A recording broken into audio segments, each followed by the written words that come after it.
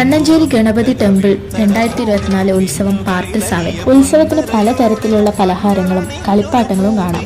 അപ്പം ഞങ്ങളും വാങ്ങിച്ചു കുറച്ച് പലഹാരങ്ങളും കളിപ്പാട്ടങ്ങളും.